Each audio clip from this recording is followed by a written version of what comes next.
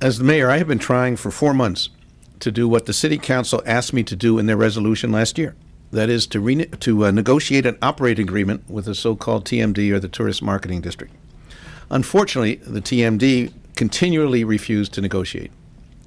Last Friday, for the first time, they finally agreed to negotiate after a court decision made it clear that I am allowed to protect the taxpayers of this city. We, in fact, over the weekend, have come probably more than 90% of the way toward an agreement.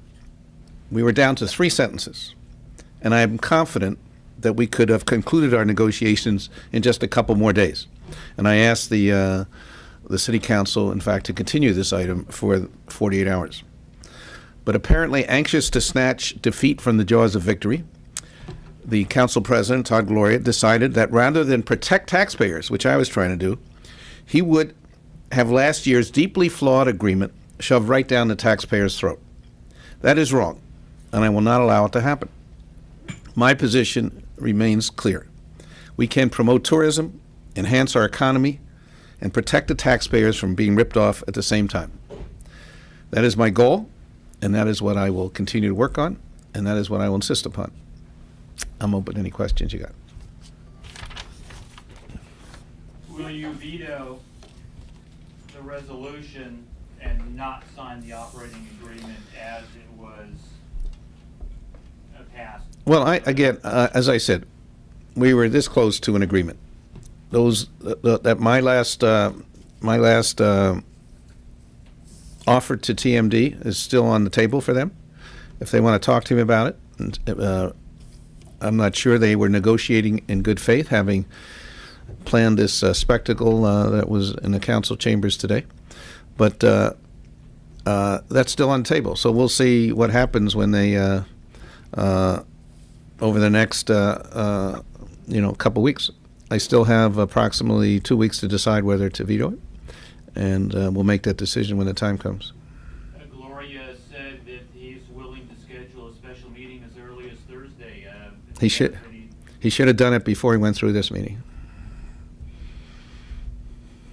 But if they if they do further action and they approve a budget this Thursday and they keep going down that road, do you think you'll wait the full weeks to make a decision on vetoing? Yeah, as I said, I have 10 working days to do that, and I will make that decision in due course. You alluded to that anybody that was taking campaign contributions should recuse themselves. Do you care to expand on that? Yeah. I mean, what is was on display today. It makes it sound like a simple issue between those who support the tourist economy and those who don't. That's just not true. We all support the tourism economy, and yet this whole thing is being played out because of a sweetheart deal made behind closed doors. It goes back to they didn't want a public vote to the convention center, so they agreed to this private vote for the funding for the tourist center. Out of that attempt, the hotel people wanted to have, in exchange for that, agreeing not to go to a public vote, to take control of the convention center board. They failed in that. Their backup plan was to have this funding for the TMD, and to have the tourism authority, the Conviz, now the tourism authority, to have expanded jurisdiction. So this all came about because of a closed deal, and even the vote that created TMD. A majority of those hotels who voted, by 157 to 217, I think, or something like that, voted against it. Almost 1,000 hotels didn't even bother to vote because they don't feel part of that. So the vast majority of hotels were not for this tax. So a few hotels control it. And so when we get to the reality of what's happening, it was a shady deal to begin with to avoid a public vote. It put taxpayers on the hook for $30 million a year without any real indemnification and without any control over the way the money was spent. That's not a good deal for the taxpayers. So I try to stop it. It's still an open question. Part of all this backdealing is campaign contributions. Jan Goldsmith, who has made rulings in this, has got tens of thousands of dollars from the people who are on the TMD board and the major hoteliers who passed this thing. He didn't even have a campaign for election. So what are they giving him money for? Simple. They want his rulings on their behalf. Todd Gloria did not have a campaign. He got thousands of dollars from the people who are responsible for this contract today. Half of the council, I'm sure. I have not looked at those figures, but I bet it's tens of thousands of dollars for those. What are they doing? Why are they giving this money? So they can get this kind of back deal, shady deal, approved. So, and I read the law today. I think that several of those council members and the city attorney should have recused themselves from this action because they were voting on a contract, the parties of whom gave them campaign contributions. It's clearly stated that they can't do that. So it's part of why I'm fighting this thing. It looks like, the mayor's standing against jobs or something. This is on behalf of taxpayers. And a raw deal that the taxpayers got. They did not get a public vote. They have no control of the $30 million. They are subject to a group of hotel owners who pay campaign contributions to get their shady deals approved. So that's what I'm trying to stand against. What do you say to the people whose response was that this is going to affect tourism and jobs? Well, they're looking at the wrong person here. Number one, as I said in the hearing, the hotel owners who supposedly fund this, they raised the rates 2% in order to fund this. Why don't they just give their 2% to Conviz and have them do it? They could do it tomorrow. They could have done it 2 months ago. They want free public money for this, not the money of which somehow that they don't want to feel responsible for. So, on the one hand, TMD, the TMD board and the hotels who support that could raise the money, have the money today. So, and in addition, it was the council and the council president that pushed this polarization that occurred today that may result in, who knows, year-long or more litigation. That is, the deal that I was close to making with TMD called for immediate release of funds. If this is played out to all the potential that I have and the council has at disposal, this litigation could go on for another year or more. So I'm not sure what they gain by trying to force this down the taxpayer's throat today. They should have stepped back. What Mr. Gloria should have done right after the court hearing was to say, please, TMD and Mr. Mayor, negotiate this. I, in fact, got hold of the TMD, and we, in fact, negotiated.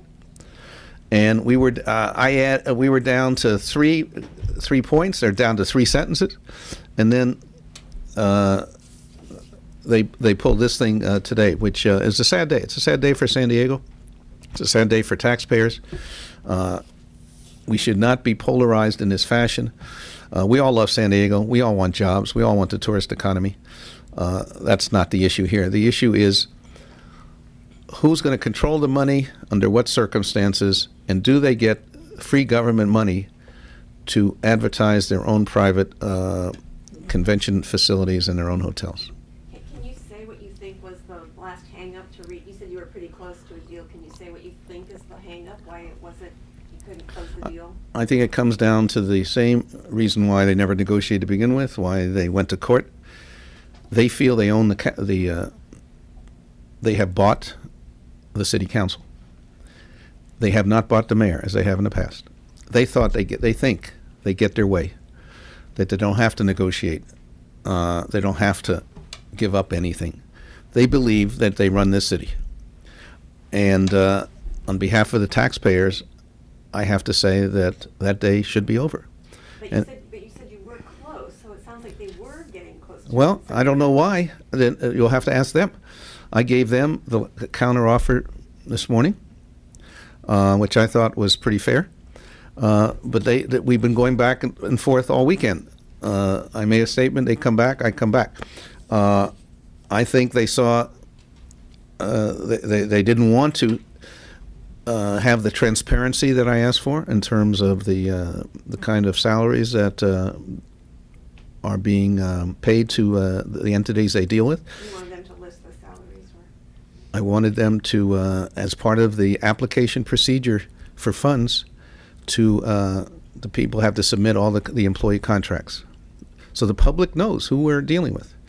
I wanted them to indemnify properly. I gave them two choices. We came down to two choices: either insurance or having the top 20, 25 hotels indemnify the whole city, because they have 75% of the revenue anyway.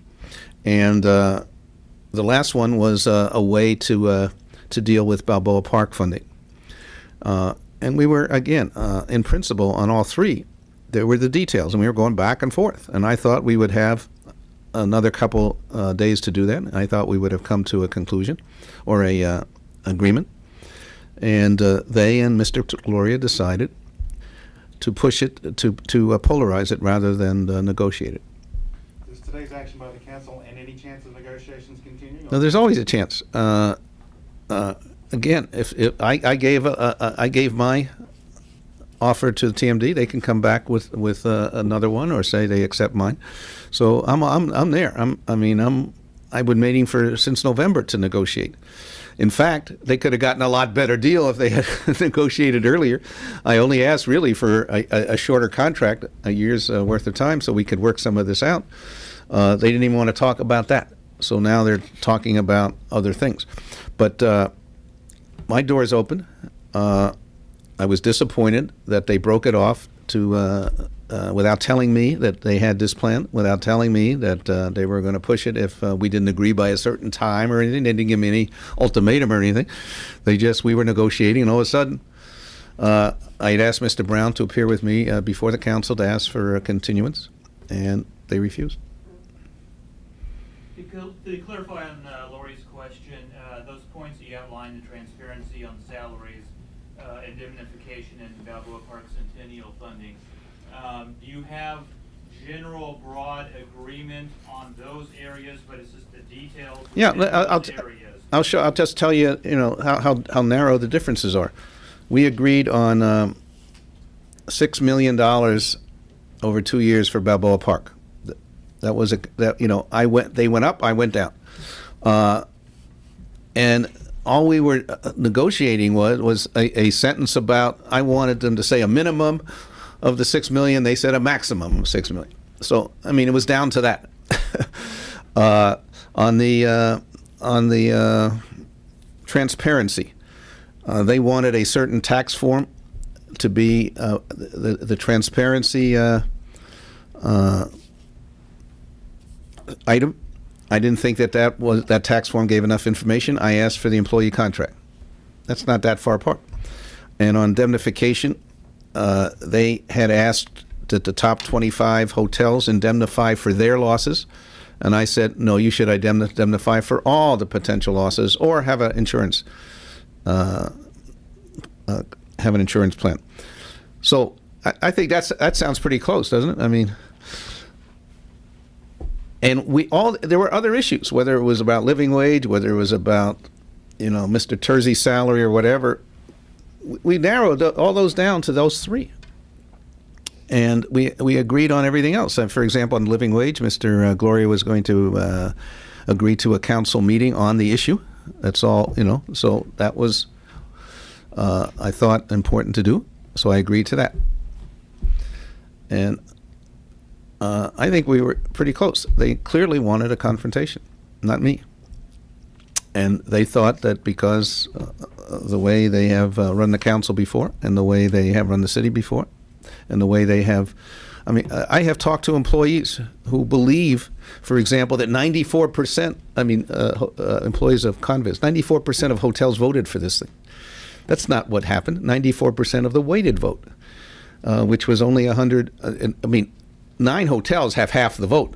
So, and it was 157 to 217, I think. So their own employees aren't that informed about the facts, and so they think that they're going to win the propaganda battle, I guess.